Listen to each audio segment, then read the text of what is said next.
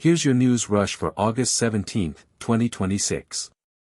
6 stories. Let's go. A powerful earthquake just killed dozens of people in Indonesia overnight. Officials say a magnitude 7.7 quake struck off Flores Island, killing at least 53 people and injuring 135, with 341 aftershocks recorded since.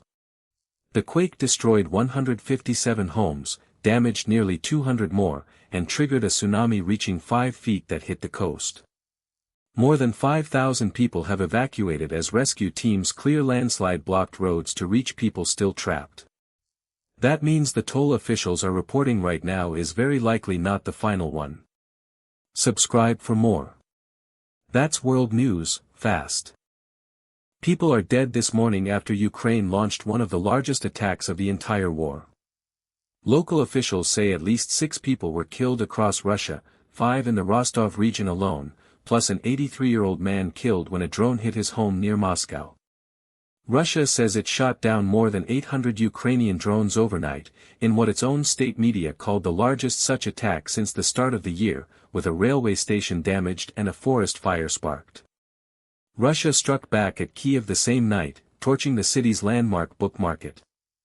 That means both sides just escalated on the same night, not just one. Subscribe for more. That's world news, fast.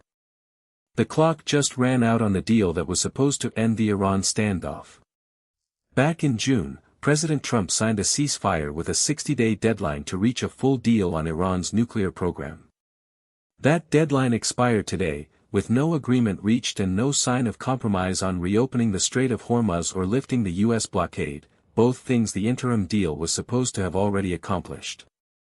But both Trump and Iran's own leaders have said in recent weeks that the deal is basically dead. That means a deadline expiring is normally the story. Here, both sides had already told you the outcome before it arrived. Subscribe for more. That's world news, fast. President Trump just moved to scale back a decades-old military alliance exercise, and he named the reason himself. Trump said he directed the defense secretary to substantially reduce joint military exercises with South Korea, citing his, quote, very good relationship with North Korean leader Kim Jong-un, and calling the drills too costly and too hostile looking toward the North. He also criticized South Korea for not helping with Iran. The announcement landed just hours before this year's drills were set to begin, and they went ahead as planned anyway, though it is unclear if they were scaled down. That means the order and the exercise happening anyway are both true at once, for now. Subscribe for more. That's world news, fast. People have died and a river record that stood for over a century just fell in Indiana. Authorities say at least 5 people have died as historic flooding swept the state, after parts of Indiana saw up to 11 inches of rain in 48 hours. The White River crested at nearly 25 feet in Anderson, breaking a record that had stood since the Great Flood of 1913. Indianapolis firefighters carried out 51 water rescues in a single day, pulling 95 people and 45 pets from the water, in what the mayor called the city's worst flooding in more than 3 decades.